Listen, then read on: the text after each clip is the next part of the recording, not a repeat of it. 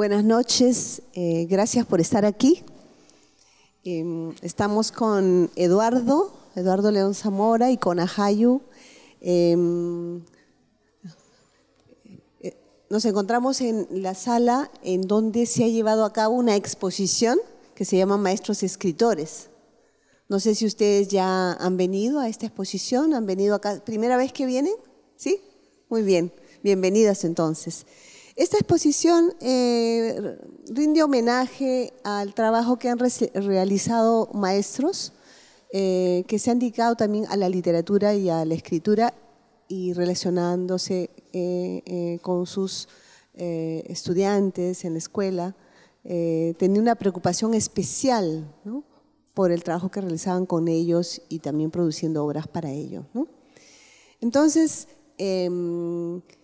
después seguramente tendremos un momentito, si ustedes desean, a que veamos esta exposición que va a tener fin la semana próxima. Y en ese marco quisimos invitar a Eduardo León Zamora, que también es docente, investigador y escritor, y a un joven estudiante, ¿no? ¿En qué año estás, Jayo? Estoy en secundaria. Tercer año de secundaria, ¿no?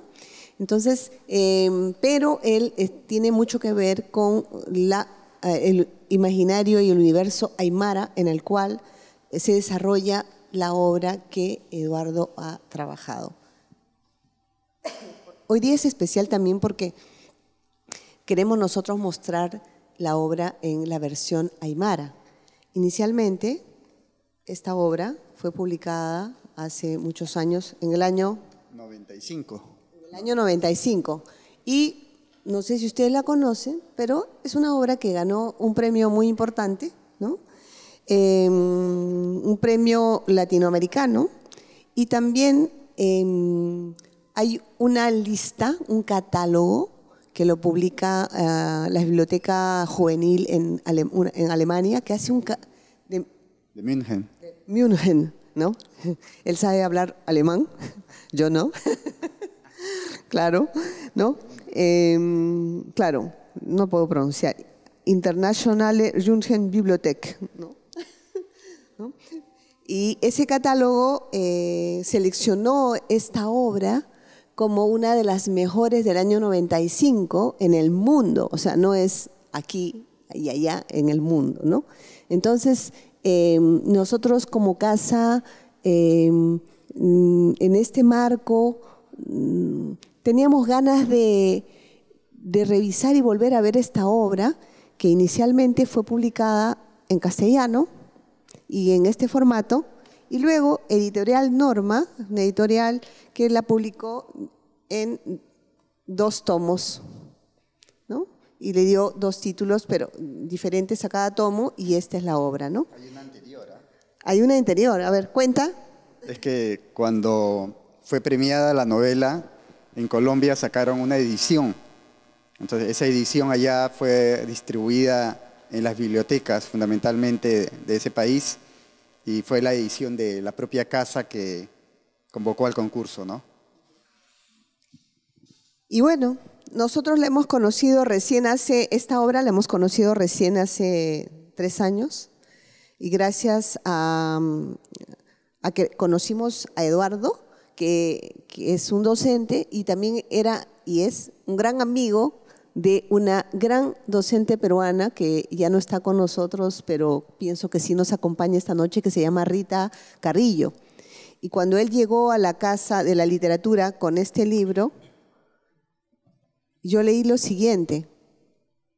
Decía, en la contraportada decía, y era Osvaldo Reynoso, un gran escritor de acá de nuestro país, nos decía acerca de esta novela. La lectura de Sueño Aymara ha producido en mí una gran conmoción, porque me he encontrado con un libro hermoso que ha llegado demasiado tarde a mi vida. ¿Qué hubiera sido de mí si en primaria o secundaria hubiera aprendido a leer en este libro? ¿Cómo hubiera cambiado mi vida si en los libros que leí se hubiera aprovechado este imaginario cultural del país? A mí también esta obra me tocó muchísimo y también me pregunté, ¿no? porque antes no la había leído, ¿no? ¿Cómo es que este imaginario cultural, es decir, del mundo aymara, no había estado presente en otras obras? Y también quería saber cómo es que Eduardo, como docente, había construido esta obra. Y eso es lo que yo le quiero preguntar, ¿no? Bueno, en realidad uno escribe de diferentes maneras, ¿no? Algunos son personas que planifican mucho una historia y van pensando gradualmente por dónde va a ir el argumento. Hay otras personas que tienen como un objetivo claro, ¿no? ¿Para qué quiero escribir? ¿Cuál es la finalidad de la obra? Y hay otros que creo que escriben como yo. O sea, al comienzo de la novela pongo una indicación importantísima que no puede pasar por alto, ¿no? Yo digo que un uigüiri me dictó la novela en mi oído, ¿no? Porque como que fue un proceso muy espontáneo, ¿no? No fue un proceso planificado, fue sentarme un día delante de un cuaderno, no lo escribí en máquina de escribir, sino en un cuaderno, así como antes. Y lo primero que escribí, sin haber pensado nada, mi mente en blanco, escribí Sueño Aymara. Generalmente el título se pone al final, ¿no? Muchos escritores y escritoras dicen que al final tienen que poner el título porque cuando ya terminan recién tienen la noción de lo que significa su obra, ¿no? Y la pueden nombrar. En este caso fue al revés, puse el nombre y comencé a escribir sin saber qué escribía, sin tener claridad. Sabía que quería escribir, ¿no? Y creo que en ese deseo de escribir comienzan a aparecer todo el acumulado que tienes adentro, ¿no? Lo que piensas, lo que crees, lo que te gusta, las cosas que conoces, ¿no?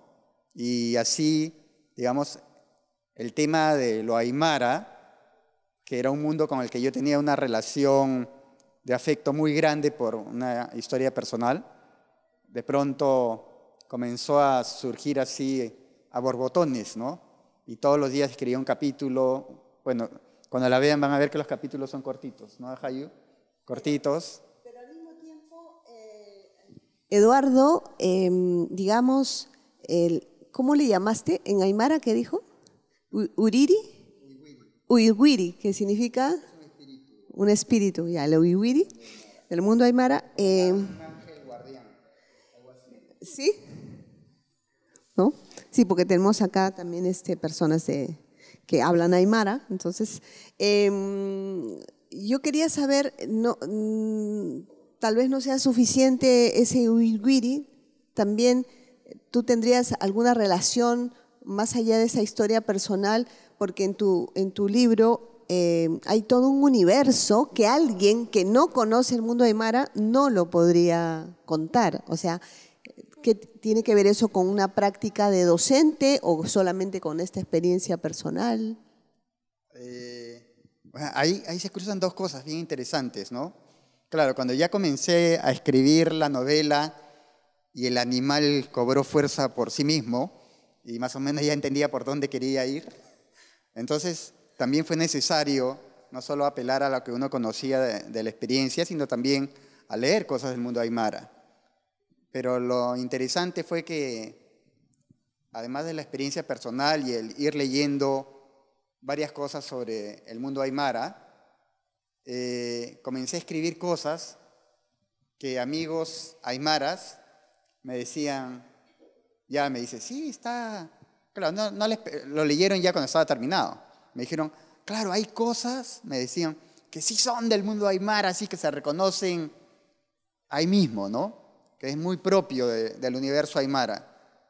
Y entonces yo le decía, por ejemplo, y me daba un detalle de la obra, y yo me sonreía porque eran cosas que, es así que yo no las había leído de ningún lado, ¿no? Sí, sentía que habían salido más de mi imaginación, pero creo que cuando la imaginación está conectada a un universo simbólico específico, ya no inventas nada por cuenta propia, sino todo está en ese contexto y se entreteje con lo que realmente forma parte del mundo aymara y finalmente toma un cariz del mundo aymara también. Entonces, cuando me decían que las cosas que decía él, mi amigo me decía, esto sí es legítimo, legítimo aymara, yo sonreía porque eran cosas que yo sentía que había inventado, entre comillas, ¿no?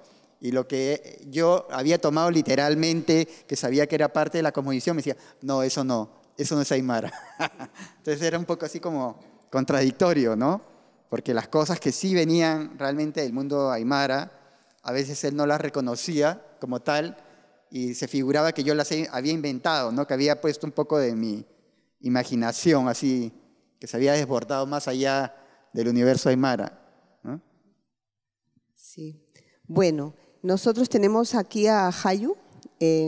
¿Cómo estás? Buenas tardes, me siento bien y quisiera preguntarle en quién se inspiró para para escribir este libro. Bueno, cuando tenía más o menos tu edad, hice mi primer viaje fuera de Lima, yo soy limeño, y me fui con una familia vecina a Puno. Y Puno para mí, desde que era pequeñito, era como algo así como el paraíso, ¿no? Porque todos los años estos vecinos se iban a Puno y era el viaje de la felicidad. Claro, yo me quedaba triste en Lima, me decía, qué suerte, se van a Puno. Y cada año, todos los veranos se iban a Puno y yo me quedaba triste, ¿no? Y siempre venían entusiasmados, me contaban de los carnavales, de la fiesta de la Candelaria, de los huaicos, me acuerdo mucho. Primera vez que escuchaba huaico y me daba miedo, decía, ¿qué será? Como un terremoto, ¿no? Porque era chiquito. Y finalmente ya cuando tuve más o menos la edad de Hayu, un día me dicen, ¿no quieres venir a Puno con nosotros? Y fue así el descubrir, ¿no? Del mundo andino, del mundo aymara, ¿no? Y me acuerdo que estuve allí y lo único que decía que quería era regresar a Puno y vivir ahí. Entonces, en realidad, eso fue algo que fui como elaborando como expectativa. Y me acuerdo que cuando ya era profesor y trabajaba en Lima, dije, ahora es el momento de irme a Puno a trabajar. Y cuando ya estaba, justo ya era, me acuerdo, diciembre, y ya estaba planificando todo para irme, me encuentro de casualidad en una tienda en la esquina de mi colegio al tío del amigo vecino con el que viajamos, de la familia con la que viajamos. Y lo reconozco y le digo, Pedro. Me dice, ¿quién eres? ¿No? Pero ya no era el niñito, ¿no? Obviamente. Y entonces le digo, me voy a ir a Puno, mira, qué casualidad. Justo te veo y estoy a punto ya de viajar a Puno. Me dice, ¿y en qué vas a trabajar? Le digo, soy profesor. Ya, pero ¿dónde vas a trabajar? ¿En alguna escuela? ¿En cuál? No sé, voy a ir, postularé, ¿no? a la dirección regional y ahí veré. Me dijo, estás loco, me dijo. Eran los años de la violencia política, ¿no? Y Puno, como todos saben, estaba muy tomado por la violencia. Y me dijo, no puedes ir, me dijo. Sin trabajo, así, al azar, sin conocer. Me dijo, es peligroso, o sea, la situación es muy delicada. Y entonces yo dije, pucha, ¿y ahora? Regresé así totalmente desalentado a mi escuela y en el mapa del Perú dije, ¿cuál es el lugar más cerca de Puno para que pueda ir siquiera a fines de semana? Y bueno, y me fui a vivir al Cusco, pero siempre me iba a Puno, ¿no? A conocer, a visitar. Y en realidad conozco bastante Puno, lo único que me falta conocer son las provincias del norte de Puno, ¿no?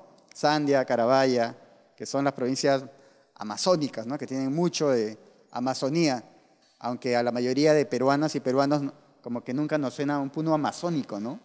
Siempre es el Puno aymara, el Puno quechua, de la sierra, de los Andes, y hay un mundo ahí también de la selva, ¿no? Ajá, yo creo que tú ahora estás conociendo el libro de Eduardo, ¿no? No si lo has conocido en castellano o no, o recién lo estás conociendo en aymara. Y yo quería saber si tú querías comentarnos algo de lo que has empezado a leer o sobre tu experiencia de lectura en aymara, porque tú ahora vives en Lima.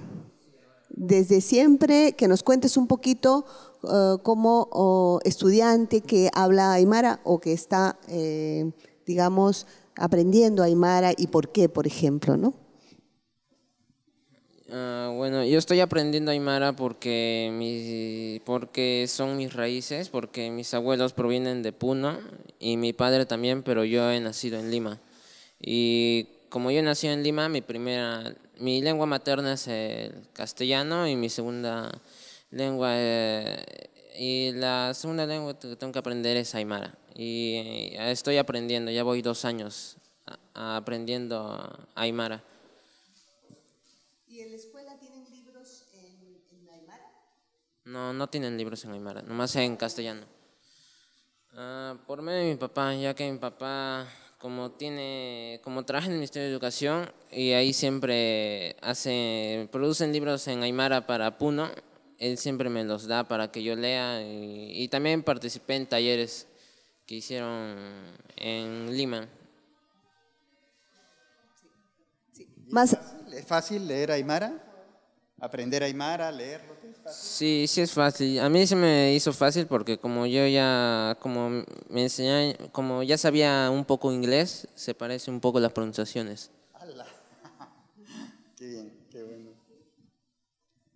bueno, hay además dentro de las referencias de Eduardo, se dice que él usaba mucho la narración oral al trabajar con sus alumnos. Él mismo cuenta eso.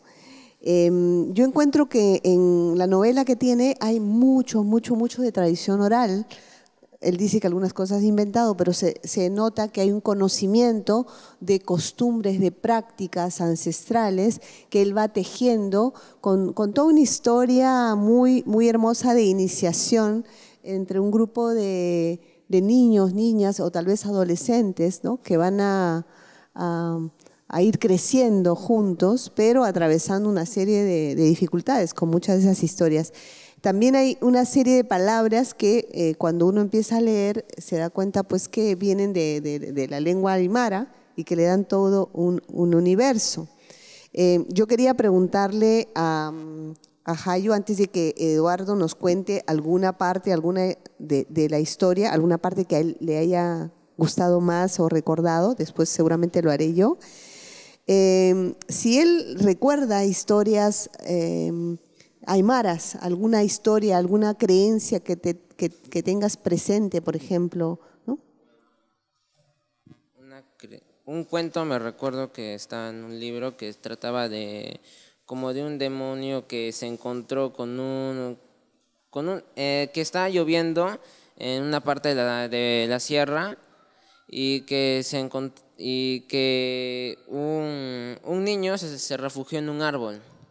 Y en ese árbol estaba un demonio y el niño no sintió que ahí está el demonio, pero cuando volteó y escuchó sonidos raros, vio al demonio y se asustaron los dos y el niño se fue corriendo a su casa y a la mañana siguiente el niño fue a curarse a los que curan sustos, Yatiri. Yatiri y también vio al demonio curándose. ¡Qué bueno!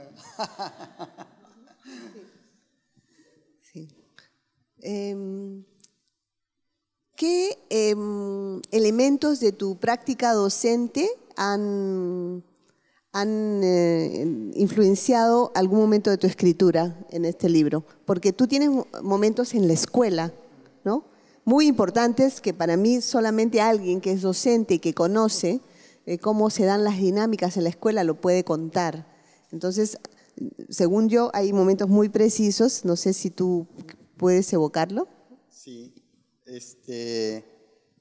claro, en realidad la escuela juega un papel importante en la novela, en la medida que los niños y las niñas de diferentes comunidades, como suele pasar en la zona andina, van a una escuela común que no está en su comunidad, sino tienen que caminar mucho para llegar a ella.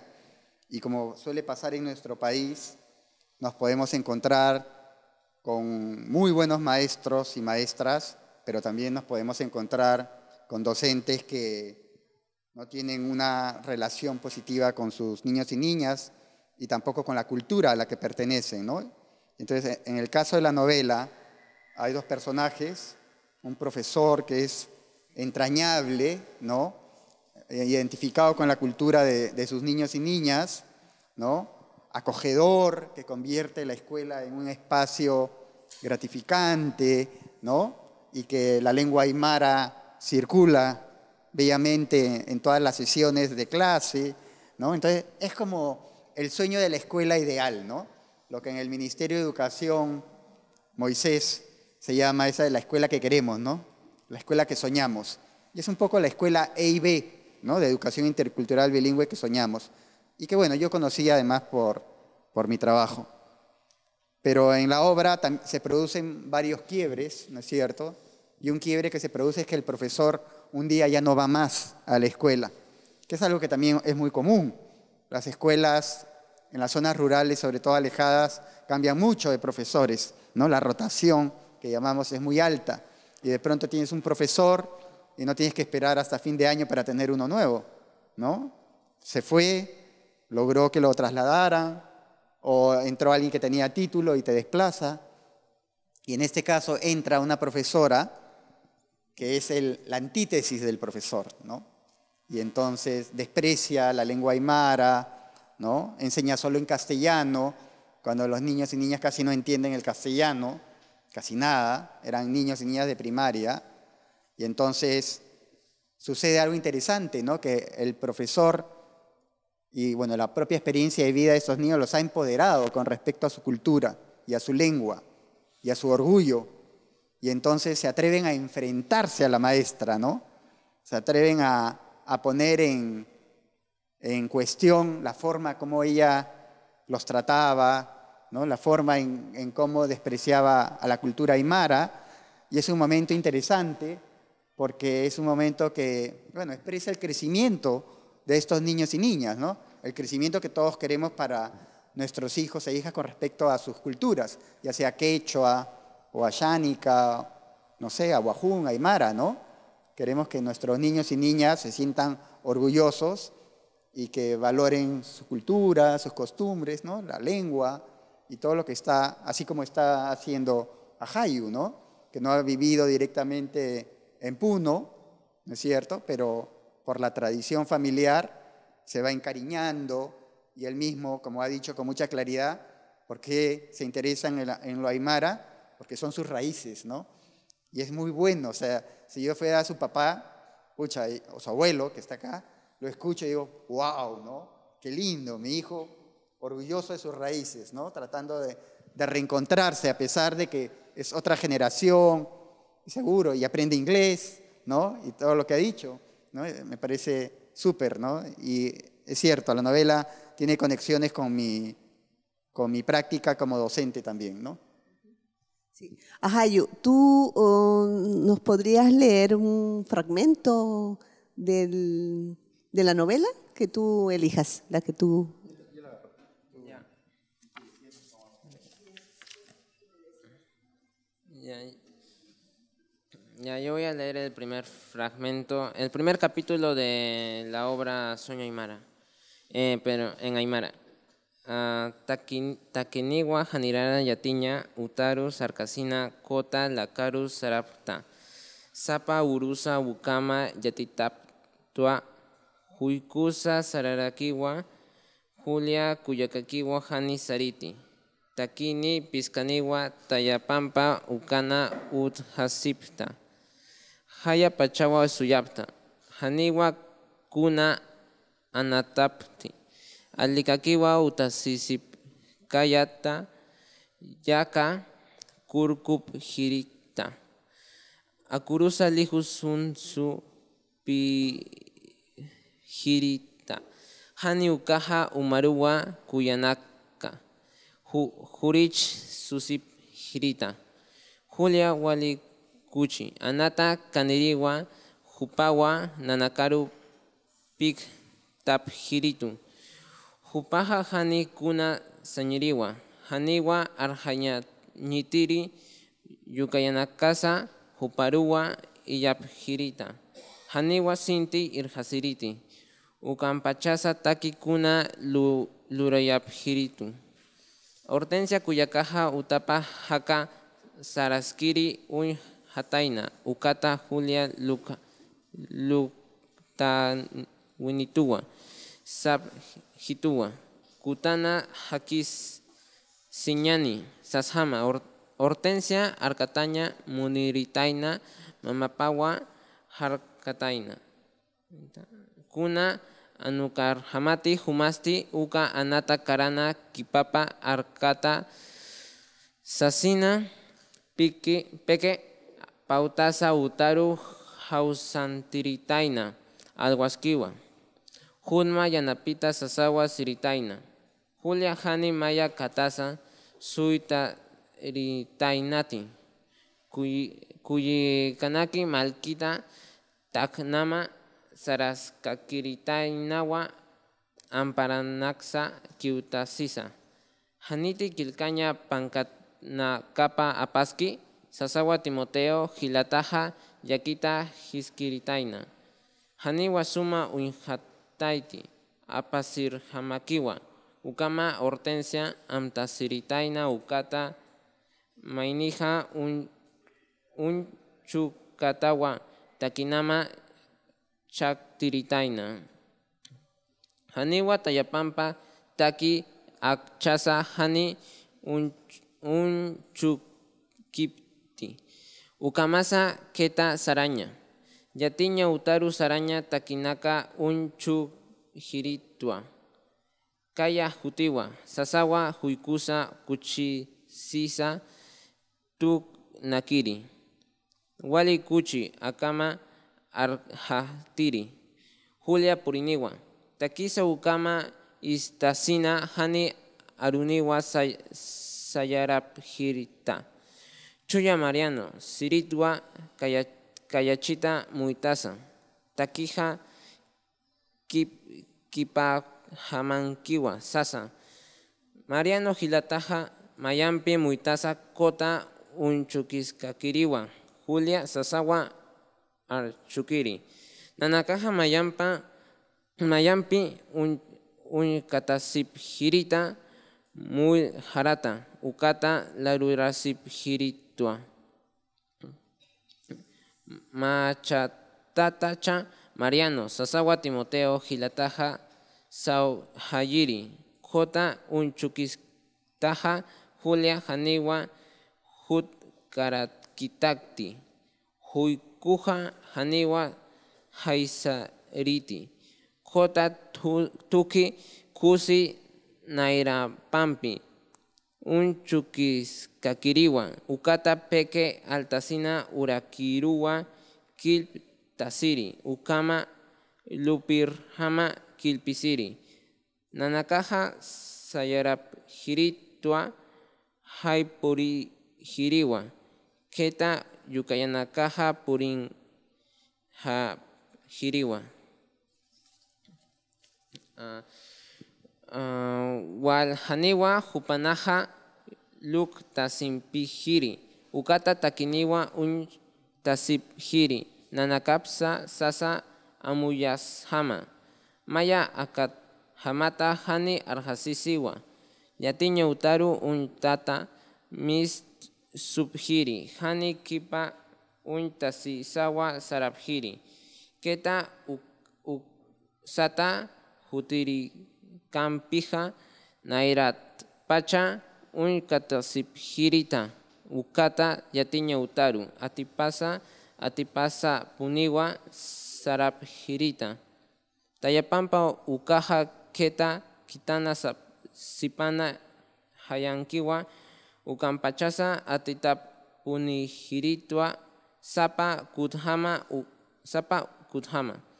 Ukata hichasa haniwa atipayasiña munapjiriti. Hortensia imiyampi Timoteo yukayanpija tijtasawa. Mistubhana. Nayaja kipapa artirita. ukata huikuwa kipap tairitu. Nayaha istwa, chujuta situja, kutata Julia hausuni hiritu. Tayata wali karka tirita, ukampachasa titikaka kota uma untas kakiritua. Alikakiwa unchus kiskiritua, ukamata aruja wali hachata kanhatata, artasiri istirita Julia sasasiri. A ver, ¿qué palabras reconocieron? Julia. ¿Ninguna? Hay varias, ¿sí? ¿Ah? Y Tayaja. Nayaja. ¿Pero tú hablas aymara? No, Nayaja. Ya, Nayaja. ¿Qué otra?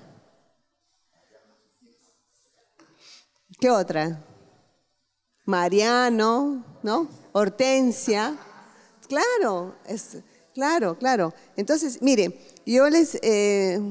Eduardo va a leer en español, en castellano, y luego lo que vamos a hacer, va a ser una provocación, le vamos a prestar un libro en aymara y vamos a tratar de, o por lo menos un párrafo, ¿sí?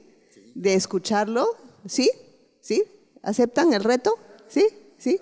¿Sí? Vamos a revisar para que vean lo que nos estaba diciendo él, que era como el inglés, ¿no? Entonces, yo me imagino que es en la construcción más que en la pronunciación, ¿cierto? Entonces vamos a hacer eso.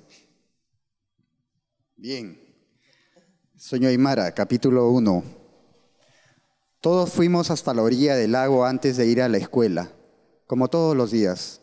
Incluso el Juico, el ciego, pero la Julia no. Todos éramos los 5 de Tayapampa. Esperamos un buen rato, no jugamos nada, solo estábamos sentados. Si otro hubiera sido el ausente, ya estaríamos revolcándonos en la arena o mojándonos los pies en el agua. Es que la Julia era pura alegría y era como la jefa del grupo. Ella no lo decía, no era necesario. Hasta los varones le hacíamos caso. Sin mandar ni obligar, sabía siempre lo que queríamos. La Hortensia dijo que la vio pasar por su casa temprano y que la Julia le hizo una seña, como diciendo, en el lago nos vemos. La Hortensia quiso seguirla, pero su mamá la atajó. Como perro nomás ya vas a ir en su detrás de esa alborotada. Le hizo una señal con la cabeza para que entrara a la casa. Temprano es, ven a ayudarme. La Julia ni se detuvo un segundo. Siguió caminando por el camino sembrado de colgis, balanceando los brazos con energía. ¿No llevaba sus cuadernos?, preguntó el Timoteo preocupado. No me recuerdo. Creo que sí. La Hortensia parecía esforzarse en recordar con sus ojos a la amiga que se alejaba por el camino. No dejábamos de mirar por el camino de Tayapampa. También mirábamos los caminos que iban a la escuela y a Queta. ¡Ahí viene! El Juico dio un salto y feliz agregó, ¡llegó la Julia! Todos nos quedamos un momento sin saber qué decir. Oye, Mariano, le dije, dándole media vuelta de los hombros, el camino está en atrás tuyo. El Mariano volvió a mirar hacia el lago con seguridad. ¿Julia?, llamó dudoso. Los demás nos miramos otra vez, desconcertados, pero luego nos aflojamos con nuestras risas. Borracho has de estar, Mariano, se atrevió a bromearle el Timoteo.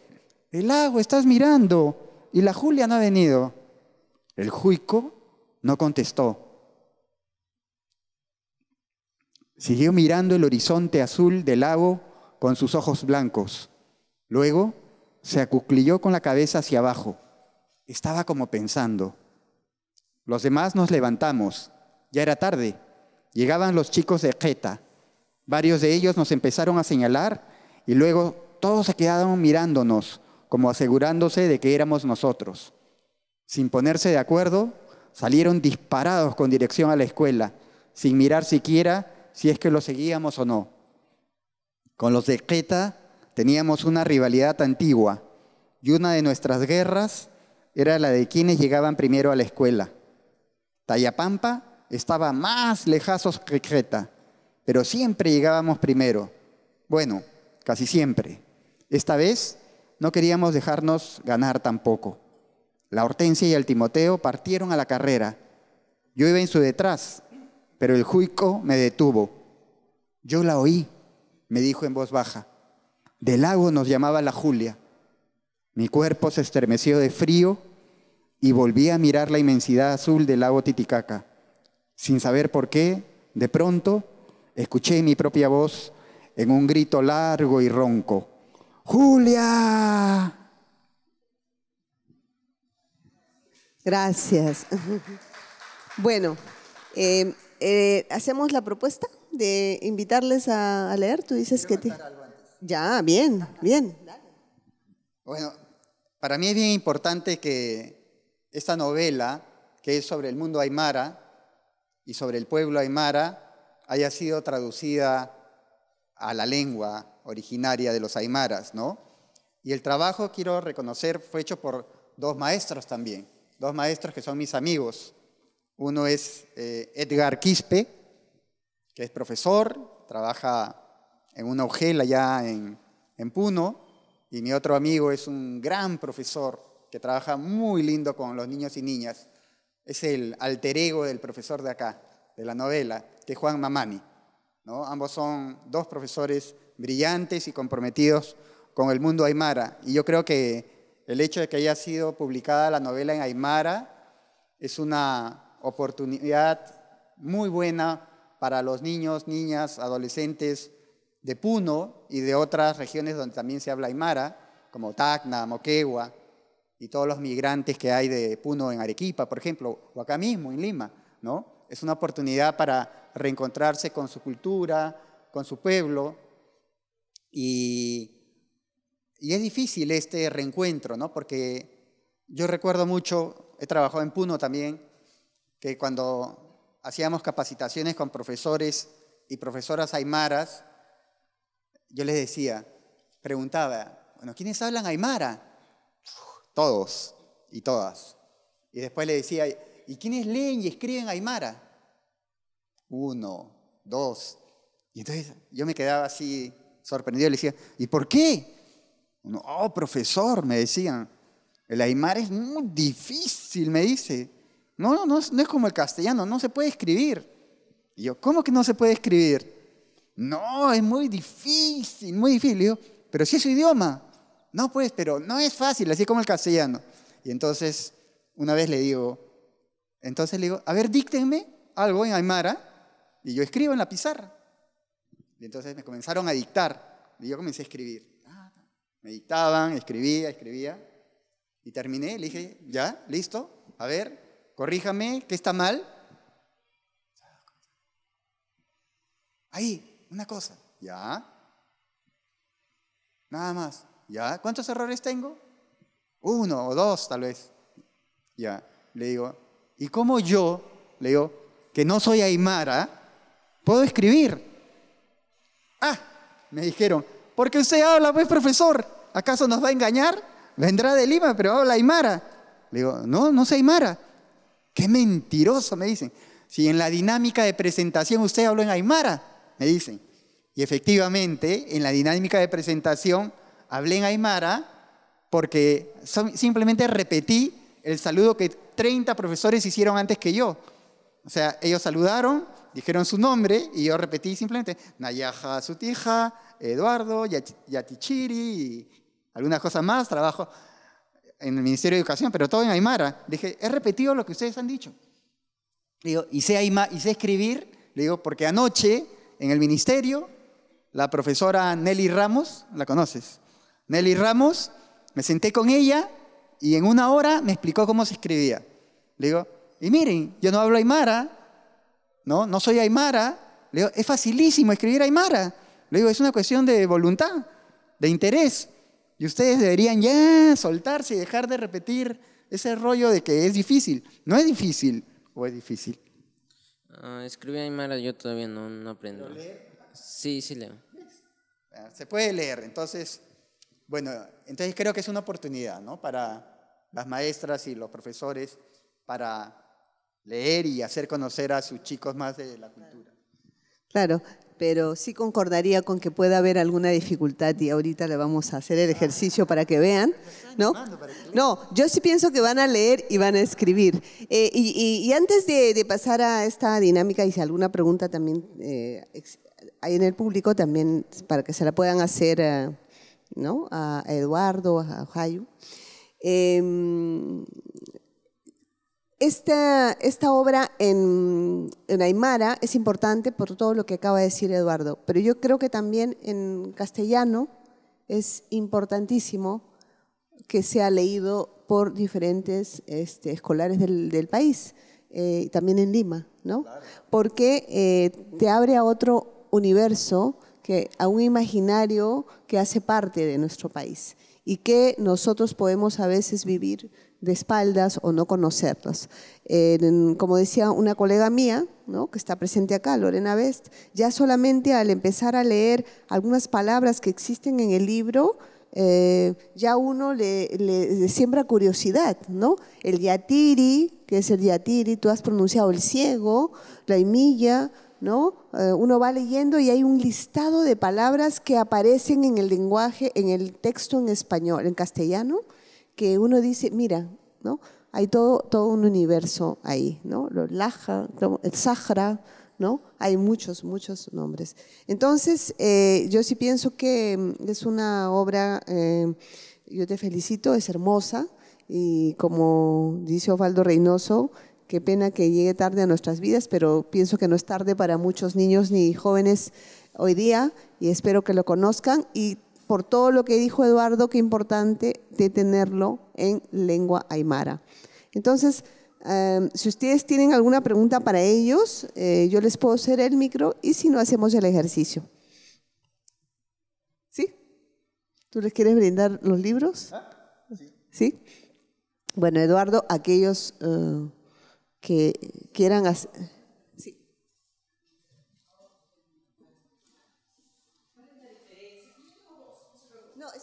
Están grabando. Ah, perdóneme.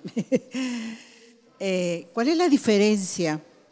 Siempre me la he hecho y de repente alguien me lo dijo hace mucho tiempo atrás, pero no la recuerdo. ¿Cuál es la diferencia entre el quechua y el aymara? Porque nosotros como docentes que asistimos a la Facultad de Educación nos pretendieron alguna vez enseñar el quechua. Y nosotros por estudio, sabemos que en el Perú hay muchas lenguas, inclusive me decían la diferenciación del quechua en Huancavelica, el quechua yacuchano, etc., etc. Entonces, para no alargar más, ¿cuál es la diferencia fundamental? Gracias. Bien, en realidad el quechua y el aymara son dos lenguas con troncos lingüísticos diferentes, ¿verdad?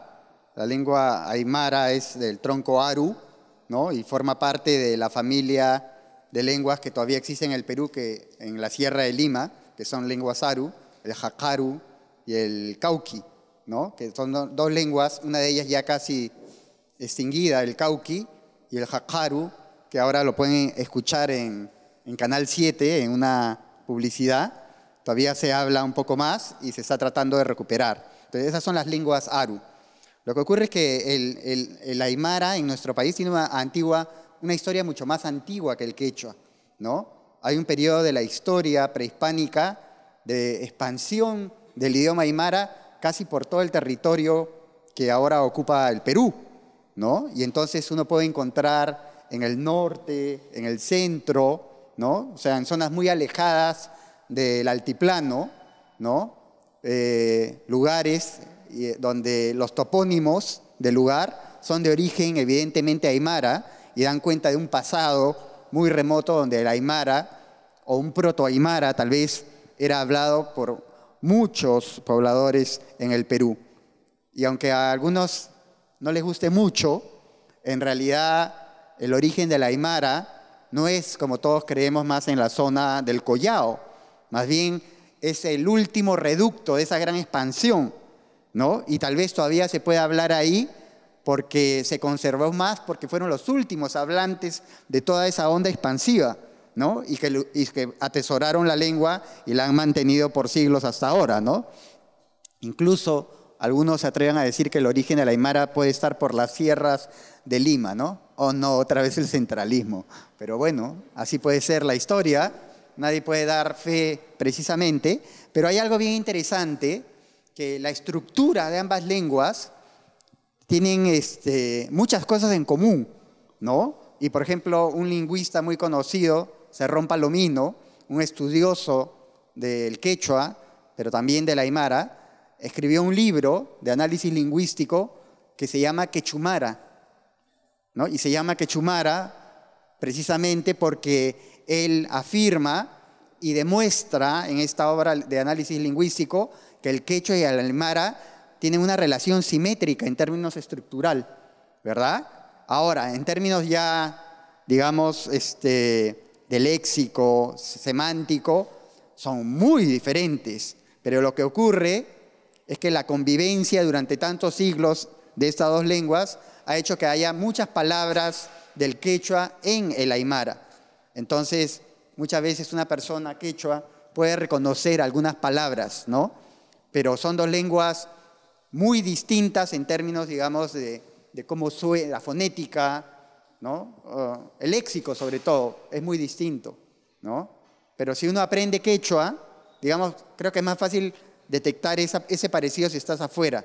Si aprendes quechua y luego aymara, tú dices, oye, es parecido a la estructura, ¿no? O sea, puedes captar, es el mismo tipo de estructura sufijal de la lengua, ¿no? Aglutinante, entonces hay cosas en común, pero son diferentes lenguas, ¿no?